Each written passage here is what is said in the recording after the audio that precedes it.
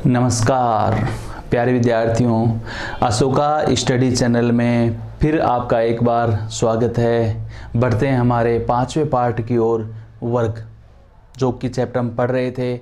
और आज की क्लास में हम वो प्रश्न करने वाले हैं जो मैक्सिमम एग्ज़ाम्स में आते रहते हैं। ये प्रश्न प्रतिशत से भी संबंधित हैं। देखिए, जैसे मैं आपसे ये कहूँ, एक वर्ग है और इसकी एक भुजा को यदि मैं बढ़ा दूं, जैसे इस भुजा को, एक भुजा को मैं 10% बढ़ा दूं, तो देखिए विद्यार्थियों, ये जो भुजा 10% जो बढ़ेगी, इसका असर किस किस पर पड़ेगा। ये 10% बढ़ेगी, यानी कि सपोज करो ये इतनी बढ़ गई, तो ये जो भुजा है ये भी 10% बढ़ेगी, ये भी इतनी बढ़ जाएगी, ठीक है। और ये जो भुजा है ये भी 10% बढ़ेगी। कुल मिलाकर ये है कि यदि भुजा बढ़ती है तो इसके भुजा बढ़ने के कारण इसके क्षेत्रफल पे भी असर पड़ता है, यानी क्षेत्रफल में भी परिवर्तन होता है। और क्षेत्रफल में परिवर्तन कितना होगा या परिमाप कितने प्रतिशत बढ़ेगा, इस प्रकार के प्रश्न हम करने वाले हैं, जो कि हमारे प्रतिशत चैप्टर से संबंधित हैं। और अधिकांशतः ये प्रश्न एग्जाम्स में पूछे जाते हैं। महत्वपूर्ण प्रश्न है और आज की क्लास में मजा आने वाला है। तो बढ़ते हैं हमारे प्रश्नों की ओर।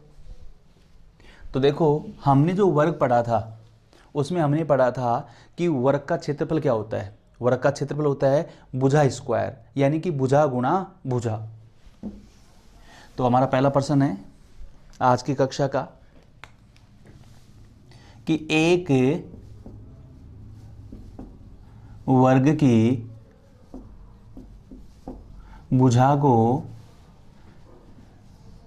20% बढ़ा दें तो क्षेत्रफल कितने प्रतिशत बढ़ेगा। इसमें हम ऑप्शन ले लेते हैं। ए 40%, बी 44%, सी 20% और डी 24%। देखिए, अच्छा प्रश्न है, छोटा प्रश्न, अच्छा प्रश्न। एक वर्ग की भुजा को ये कह रहा है कि 20% बढ़ा दे, यानी एक वर्ग है,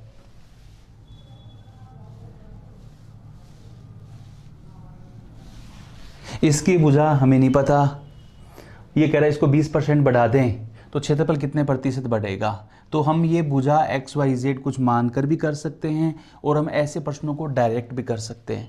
मैं आपको दोनों मेथड ही बता रहा हूँ। तो सबसे पहले डायरेक्ट मेथड में आते हैं। तो देखो, 20% बढ़ा दे, इसका अर्थ क्या है। 20% को यदि हम सोल्व करते हैं, 20% को यदि हम हल करते हैं, तो 20% होगा 20/100,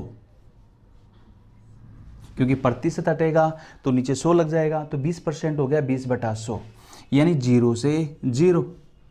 ये आ गया 1/5, यानी 2 से काटा 1 बार और 2 से काटा 5 बार, यानी 1/5। यानी कि पहले हमारी भुजा हमने मान ली 5 थी, अब 20% बढ़ गया तो कितना बढ़ गया, 1, यानी भुजा कितनी हो गई, 6।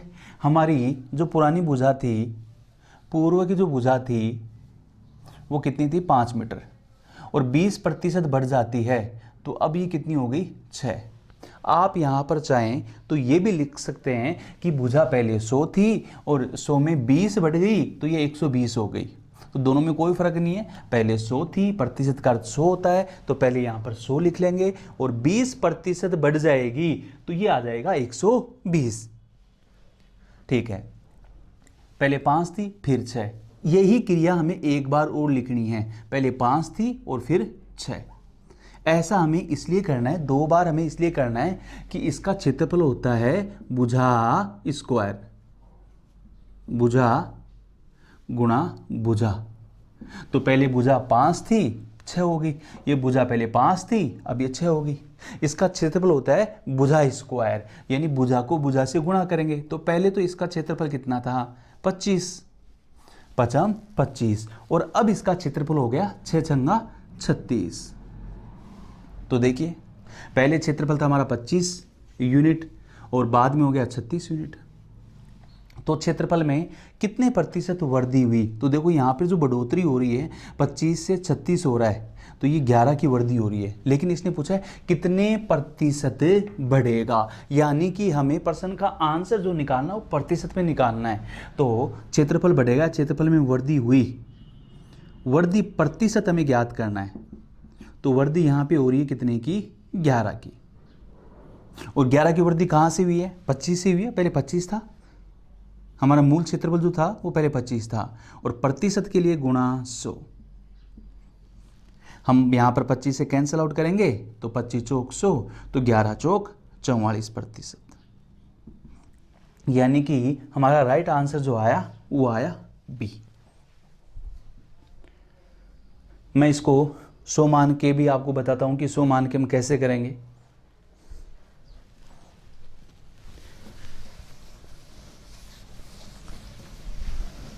और ये प्रश्न तो मैक्सिमम एग्जाम्स में पूछता रहता है। जैसे मैं कह दूं, सपोज करो मैं इसको प्रतिशत से मान के करता हूं कि एक वर्ग की भुजा 5% बढ़ा दे, तो प्रतिशत का अर्थ जो होता है 100, पहले भुजा थी 100 और 5% यदि बढ़ा देगा तो भुजा हो जाएगी 105। सपोज कीजिए मैं कहता हूं एक वर्ग की भुजा को 30% घटा दे या भुजा को 30% कम कर दिया जाए, तो हम मानेंगे कि पहले जो भुजा थी वो थी कितनी? 100, और 30 यदि कम कर देगा तो भुजा हो जाएगी कितनी? 70। अभी यहां पे कह रहा है एक वर्ग की भुजा को 20% बढ़ा दे, तो यानी पूर्व में जो हमारी भुजा थी वो थी 100 मान लिया अपन ने, और 20% बढ़ा दे, तो 100 में 20 बढ़ा देगा तो ये हो जाएगी अब कितनी? 120। तो पहले 100 थी, अब 120। देखो मैं आपको 2 बार लिखने का कारण बताता हूं, क्योंकि वर्ग का जो क्षेत्रफल होता है, ये कह रहा है ना इसके क्षेत्रफल में कितने प्रतिशत वृद्धि होगी, तो वर्ग का जो क्षेत्रफल होता है वो होता है भुजा स्क्वायर, भुजा गुणा भुजा। ये आ गया 10,000, और इसका जो क्षेत्रफल आएगा 12 को 12 से गुणा करेंगे 144 और 2 0 और, यानी 14,400।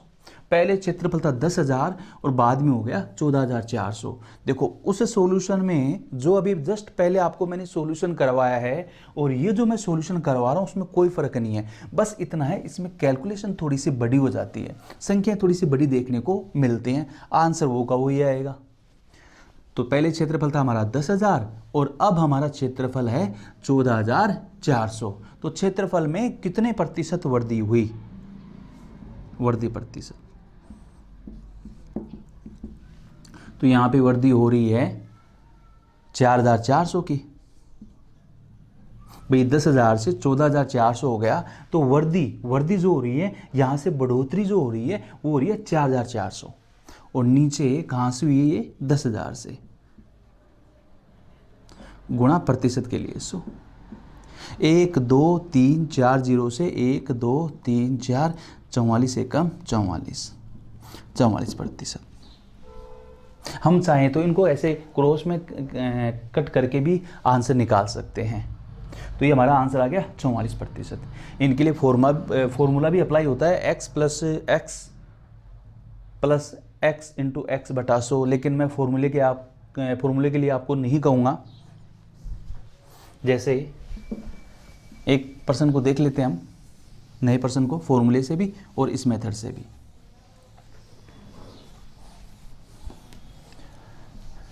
ये कह रहा है एक वर्ग, चलो कमी का ले लेते हैं, एक वर्ग की भुजा को 10% घटा दें या 10% कम कर दें तो इसके क्षेत्रफल में कितने प्रतिशत कमी होगी। एक प्रश्न जो अभी जस्ट मैंने पहले जो प्रश्न करवाया है वो करवाया है वृद्धि का, अब ये जो मैं प्रश्न करवा रहा हूं ये प्रश्न होगा कमी का। ए ऑप्शन, यहां पे बी ऑप्शन, सी और डी। 21% कमी। 19% कमी, 22% कमी और 20% कमी। तो देखिए, एक वर्ग की भुजा को 10% कम कर दें, तो 10% को यदि हम हल करते हैं तो 10% को यदि हम हल करें तो ये होता है 10/100।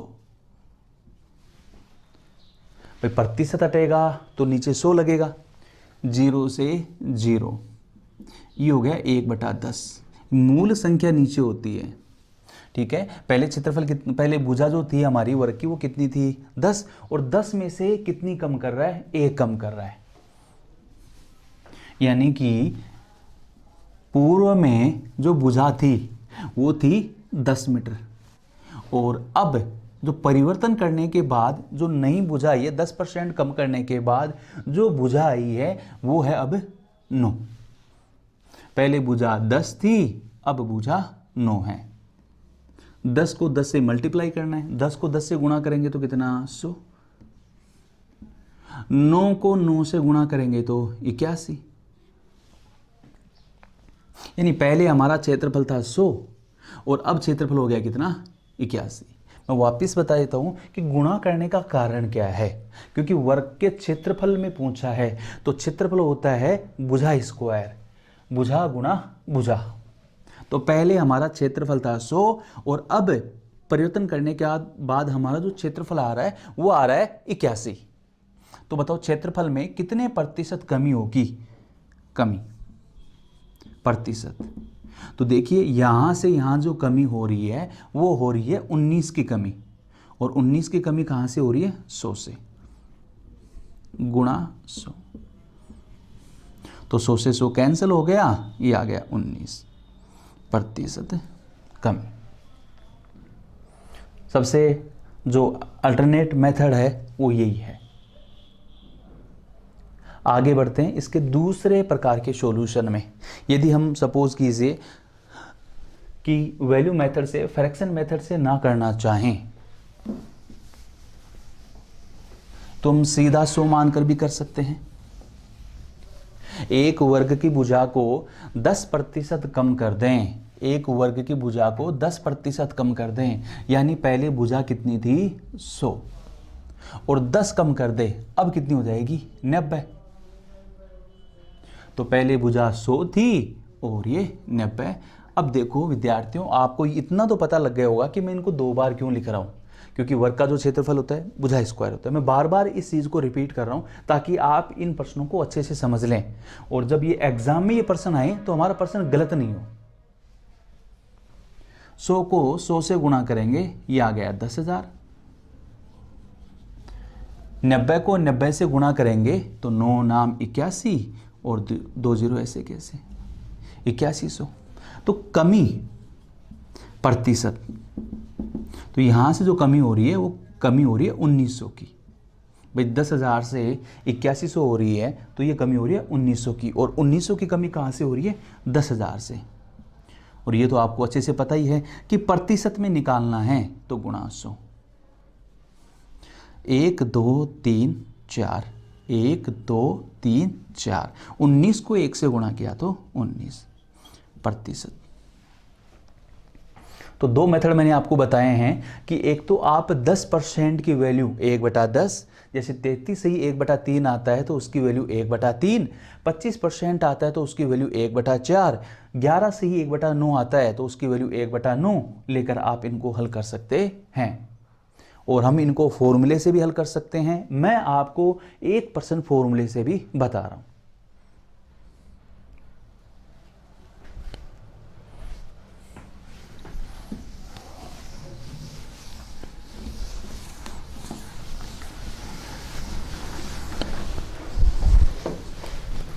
जैसे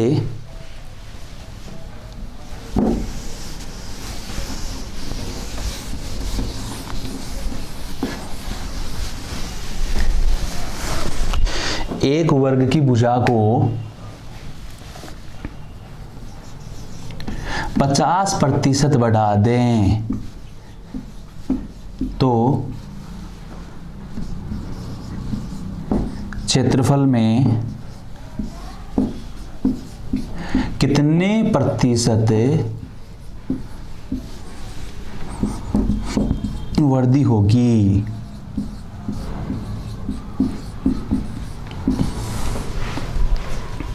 तो यहां पे ऑप्शन ले लेते हैं हम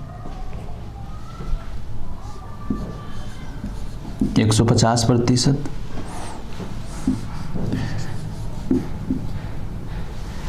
75%,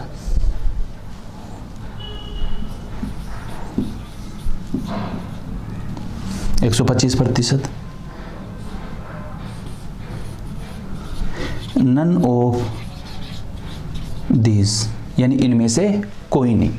तो देखिए एक वर्ग की भुजा को 50% बढ़ा दें, तो फ्रैक्शन मेथड से देखो, यदि हम 50% बढ़ाएंगे, 50% यानी कि 50/100,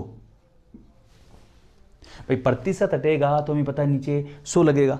यदि यहाँ पर कोई फ्रैक्शन की संख्या आ जाए, यदि यहाँ पर कोई बट्टे की संख्या आ जाए, जैसे ये कह दे एक वर्ग की भुजा को 6 सही 1/4% बढ़ा दे, तो 6 चौक 24, 4 को 6 से मल्टीप्लाई करना होता है, तो ये हो गया 6 चौक 24, 24 और 1 25, 25/4, प्रतिशत के लिए नीचे 100। जैसे मैंने देखो यहाँ पे 50% था, तो प्रतिशत को जब मैंने हटाया तो नीचे 100 लगाया। तो इसी प्रकार ये प्रतिशत यदि मैं नीचे हटाऊंगा यहाँ से तो नीचे 100 लगाऊंगा। 25 से काटा एक बार और 25 से काटा 4 बार, तो इसकी वैल्यू आ गई 1/16। बढ़ा दे प्लस, तो पहले जो भुजा थी वो हमने 16 मानी है, और उसमें 6 से ही 1/4% वृद्धि करेगा, तो 1 की वृद्धि हो जाएगी, तो नई भुजा जो है वो 17 हो जाएगी।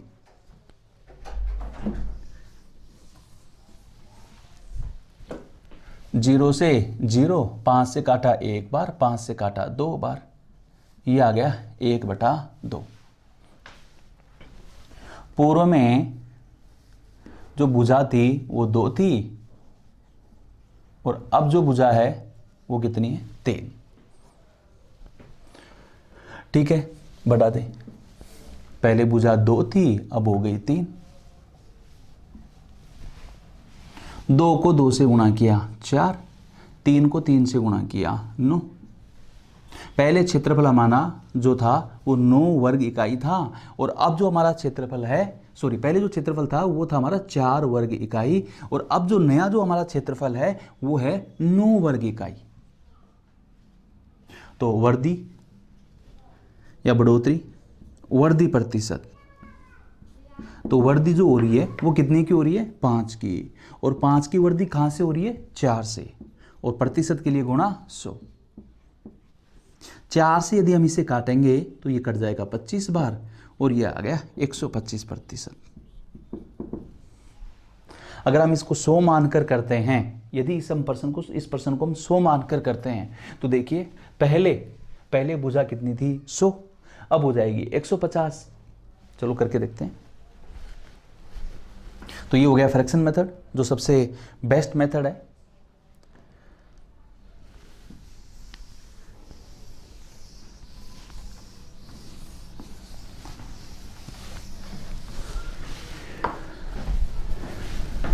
पहले भुजा कितनी थी, 100, 50% बढ़ा दे यानी कि 150।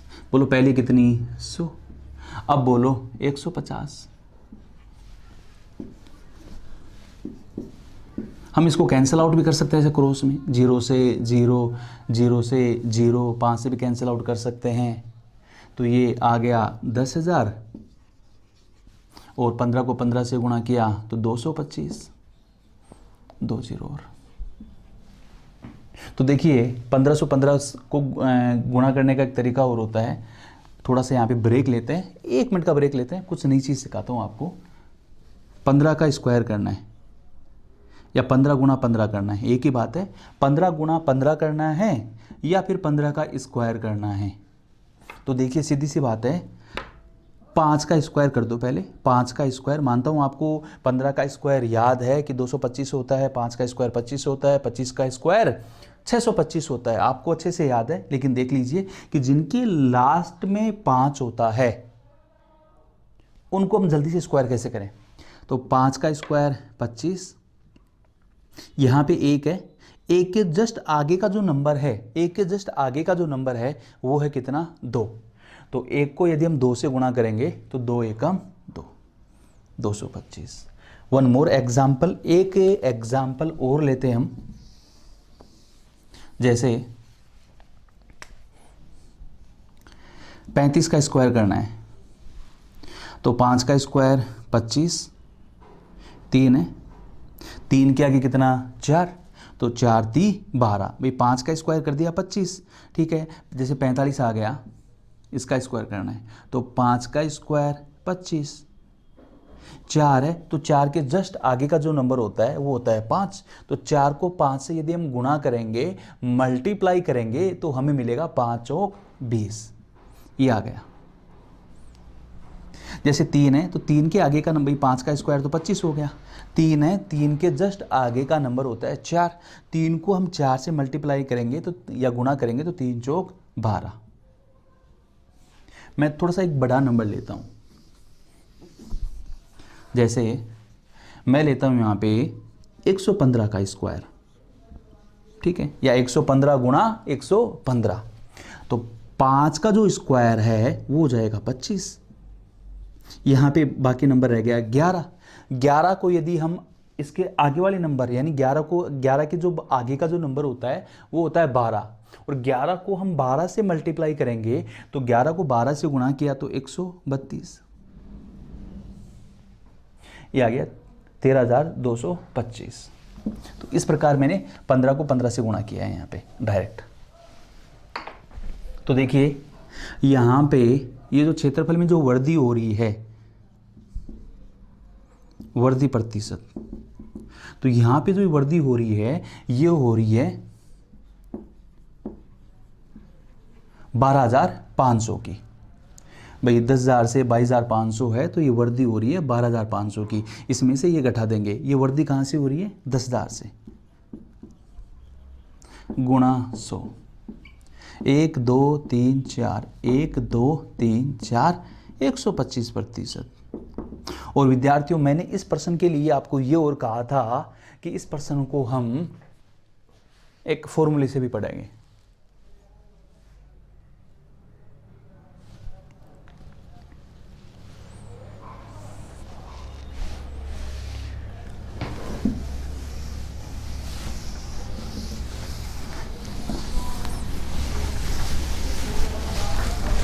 तो देखिए फॉर्मूले में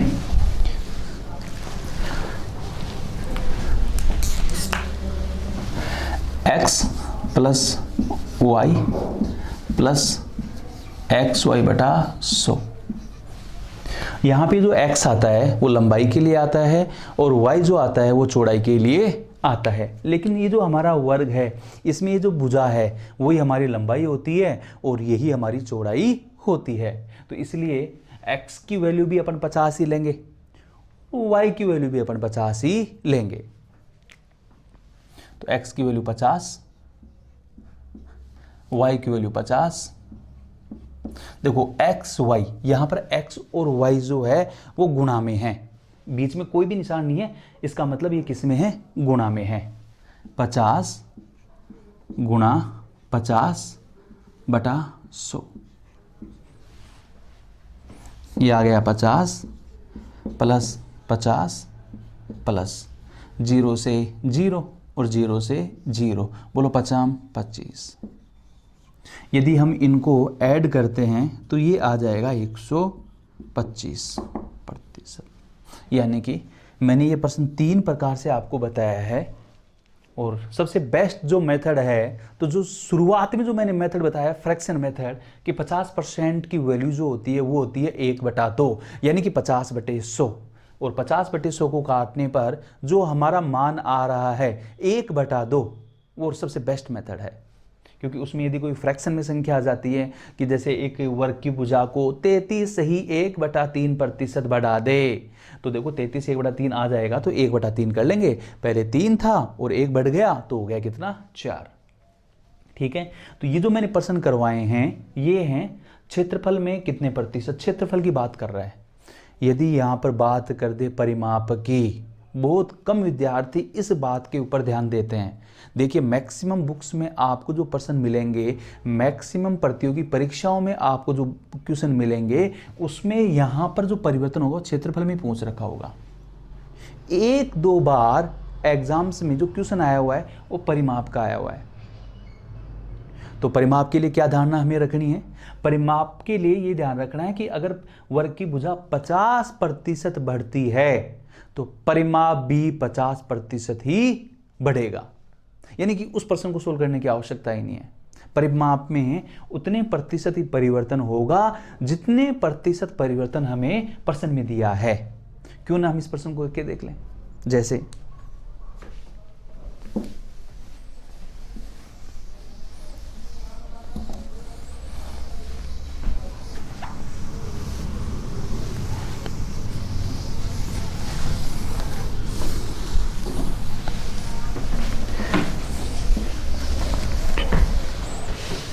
कल की क्लास में एक विद्यार्थी का मेरे पास कमेंट आया था कि सर थोड़ा सा ऐसे बोरियत सा महसूस हो रहा है।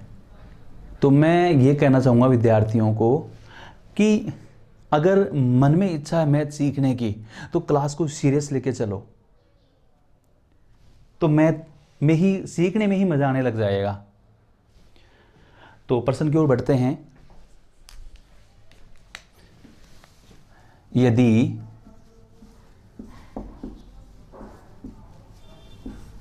किसी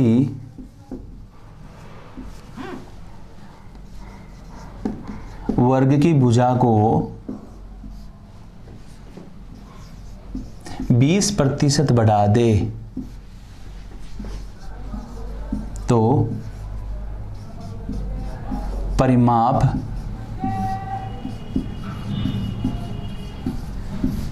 कितने प्रतिशत बढ़ेगा? तो देखिए मैं यहाँ पे जिस बात के ऊपर गौर दे रहा हूं वो है यहाँ पे क्षेत्रफल या परिमाप आ जाए। भाई क्षेत्रफल आ जाए कितने इसके, तो बताओ इसके क्षेत्रफल में, यदि यहाँ पे क्षेत्रफल कह दे तो गौर करना है मेरी बात को। यदि यहाँ पर क्षेत्रफल कह दे तो मैंने आपको बताया 20% होता है 1/5। पहले 5 था और फिर 6, पहले भुजा 5 थी और फिर कितनी 6। तो ये हो गया 5 25 और ये हो गया 6 चंगा 36। वर्दी कितने की? 11 की। 11 की वर्दी कहाँ से? 25 से, और गुणा 100 कर लेंगे। ये प्रश्न मैं ऑलरेडी आपको करवा चुका हूँ। 25 चौक 100, 11 चौक 44। ऐसा केवल क्षेत्रफल में करना है क्योंकि क्षेत्रफल होता है भुजा स्क्वायर, भुजा गुणा भुजा।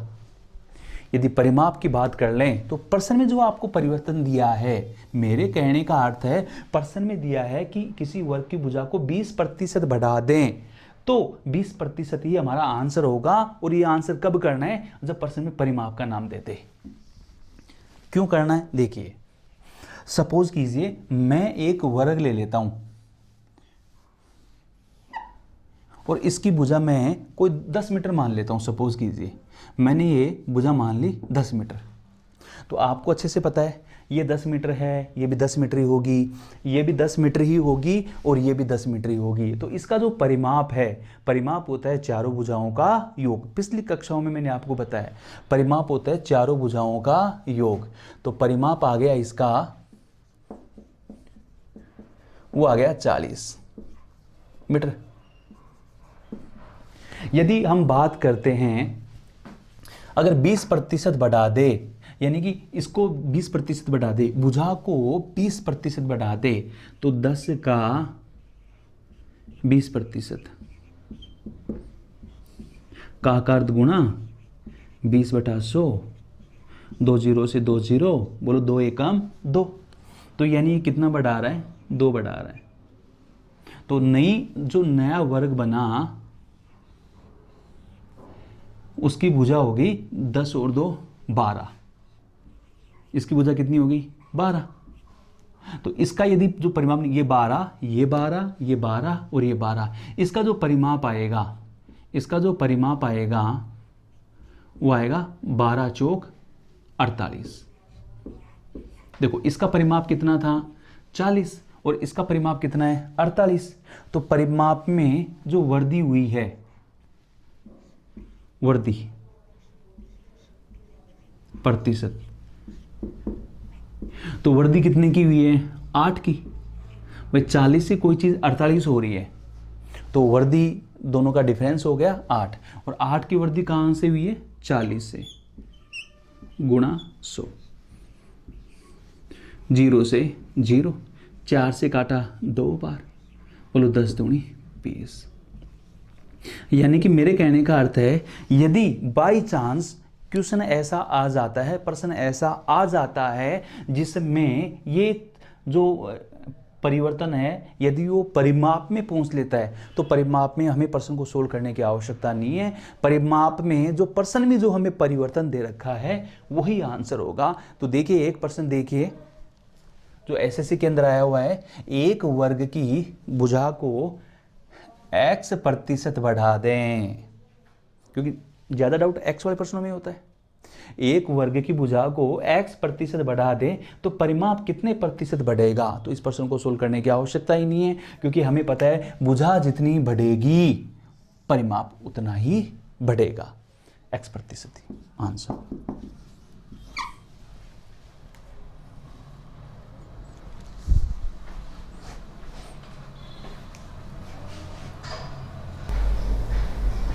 बढ़ते हैं हम हमारे अगले प्रश्न की ओर। अच्छा प्रश्न है, 44 सेमी परिमाप वाले वर्ग, यानी एक वर्ग दे रखा है जिसका परिमाप है 44 सेमी। तो पहले मैं इस लाइन को हल करवाता हूं। देखो 44 सेमी परिमाप वाले वर्ग, तो हमें अच्छे से पता है कि एक वर्ग जो होता है उसका जो परिमाप होता है वो होता है चारों भुजाओं का योग, और चारों भुजाओं का योग हमें कितना दे रखा है? 44 दे रखा है। तो देखिए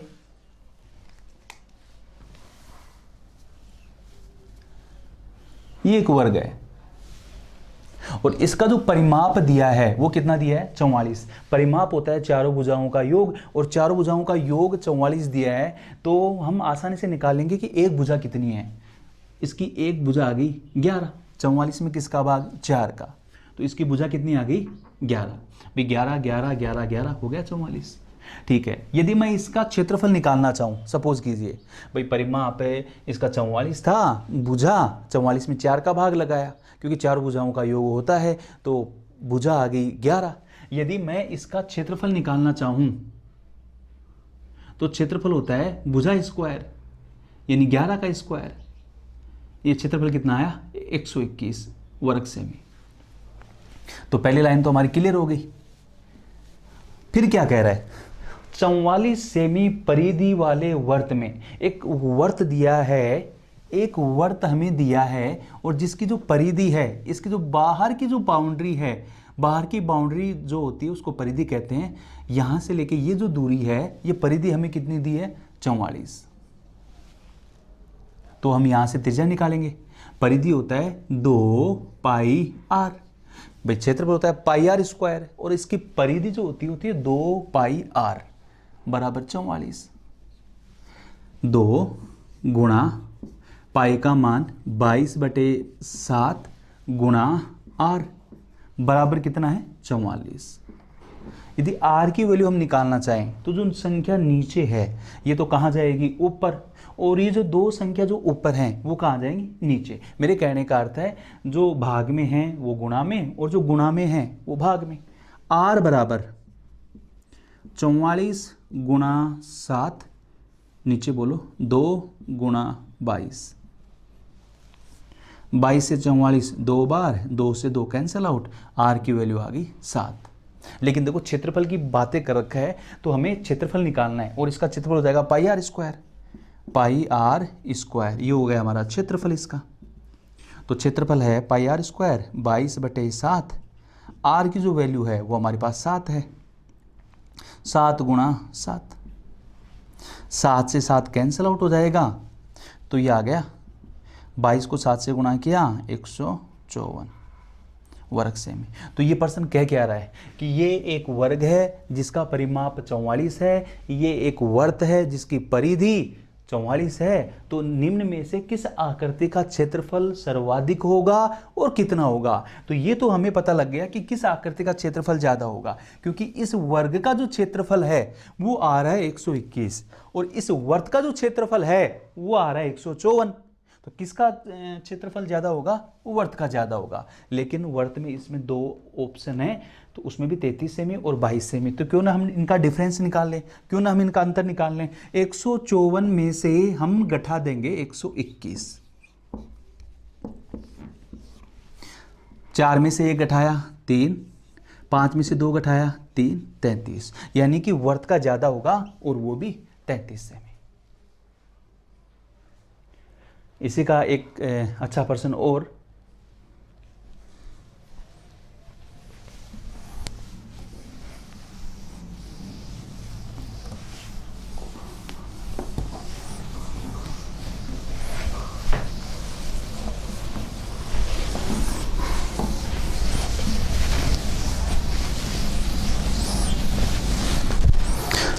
देखिए प्रश्न कह रहा है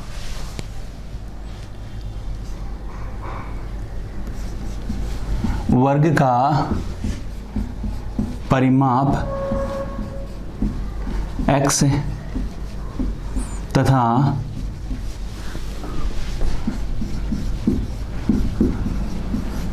वर्त की परिधि y है। तो बताओ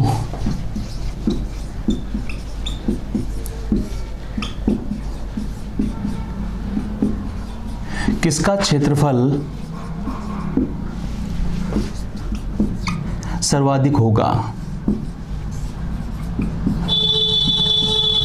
यदि